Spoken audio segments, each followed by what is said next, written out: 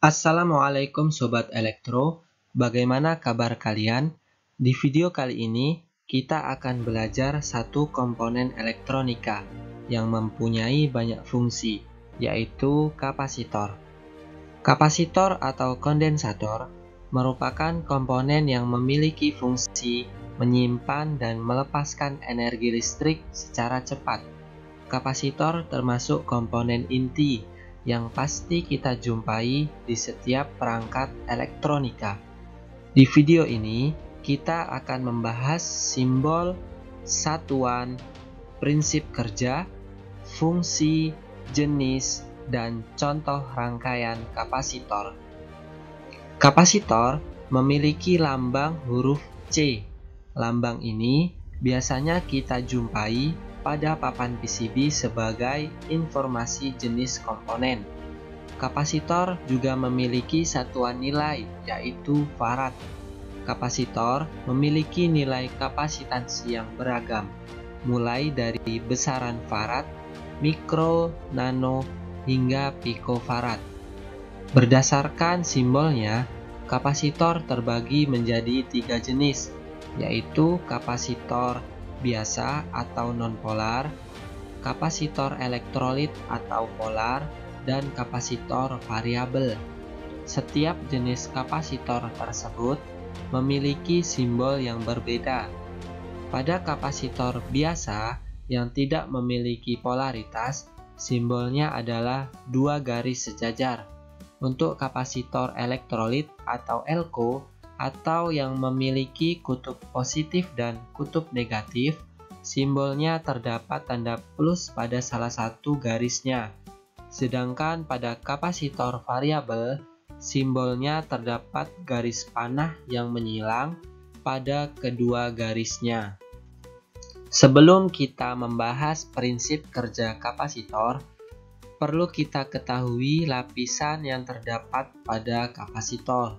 Kapasitor terdiri dari 2 plat konduktor yang tersusun secara paralel dan dipisahkan oleh lapisan isolator atau bahan dielektrika.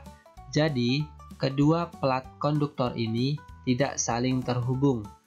Untuk memahami prinsip kerja kapasitor, kita menggunakan contoh kapasitor terhubung ke sumber tegangan baterai. Lalu terjadilah perpindahan elektron dari baterai ke kapasitor, menyebabkan elektron memenuhi satu plat konduktor dan menarik elektron dari kapasitor pada plat yang lainnya, sehingga terjadi perbedaan potensial di antara kedua plat tersebut. Hal ini terus terjadi hingga beda potensial pada baterai sama dengan beda potensial pada kapasitor.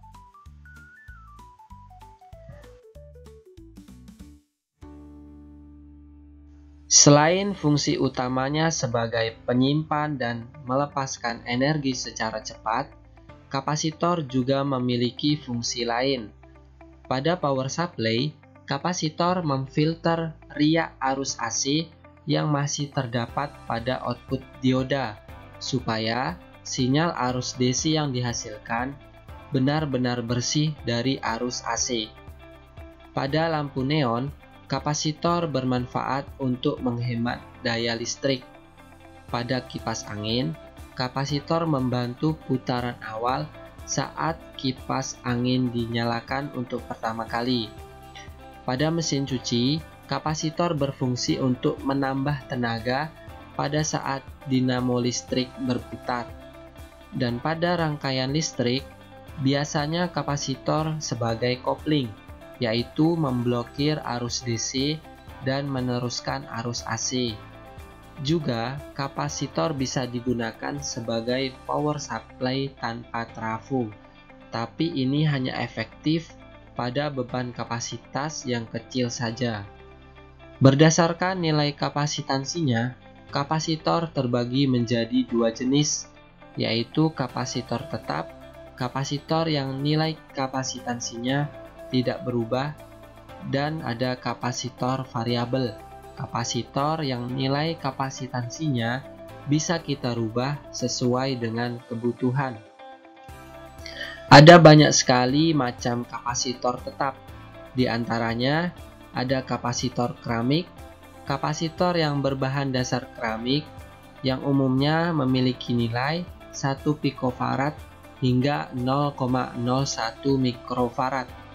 Kemudian ada kapasitor polyester, kapasitor yang bahan isolatornya berupa polyester dengan bentuk persegi 4. Kapasitor ini tidak memiliki polaritas sehingga dapat dipasang terbalik. Kemudian ada kapasitor kertas, kapasitor yang isolatornya berbahan kertas. Umumnya, kapasitor ini memiliki nilai sekitar 300 pikofarad hingga 400 mikrofarad.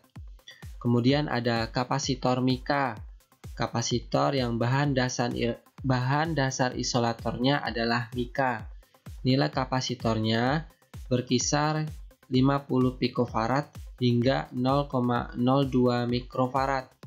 Kemudian ada kapasitor elko, kapasitor yang memiliki polaritas positif dan negatif, serta nilai kapasitansi yang tinggi hingga di atas 1 mikrofarad. Kapasitor ini mempunyai bentuk seperti tabung, dengan keterangan di badan berupa nilai kapasitansinya, tegangan yang bisa dilalui oleh kapasitor tersebut, dan letak polaritas negatifnya. Dan terakhir, ada kapasitor tantalum. Kapasitor ini mirip seperti kapasitor elektrolit, memiliki polaritas positif dan negatif. Kekurangannya adalah sering meledak jika terus-menerus di tekanan tinggi, sedangkan kelebihannya, kapasitor ini bisa bekerja pada kisaran suhu minus 55 derajat Celcius hingga 125 derajat Celcius. Sedangkan untuk kapasitor variabel terdapat dua macam. Yang pertama ada kapasitor trimmer, kapasitor yang terbuat dari dua buah plat logam dengan sekat berupa selembar mika dan sebuah skru yang mengatur jarak antar kedua plat tersebut sehingga nilai kapasitansinya dapat berubah-ubah. Umumnya kapasitor ini memiliki nilai maksimal 100 pikofarad. Selanjutnya ada kapasitor Farco, kapasitor yang terbuat dari bahan logam dengan ukuran yang lebih besar dengan nilai kapasitansi berkisar 100 pikofarad hingga 500 pikofarad. Untuk memudahkan pemahaman manfaat dari kapasitor, berikut adalah contoh rangkaian sederhana cara yang menggunakan kapasitor dan tidak menggunakan kapasitor. Pada saat switch ditekan, LED pada kedua rangkaian sama-sama hidup. Perbedaannya adalah saat switch dibuka. Pada rangkaian sebelah kiri, LED masih menyala beberapa saat karena mendapatkan energi dari kapasitor. Sedangkan rangkaian sebelah kanan, saat switch dibuka, seketika LED langsung mati karena tidak mendapatkan energi dari sumber tegangan. Demikian informasi singkat komponen kapasitor. Jika ada koreksi atau tambahan, mohon ditulis di kolom komentar. Terima kasih. Salam elektro.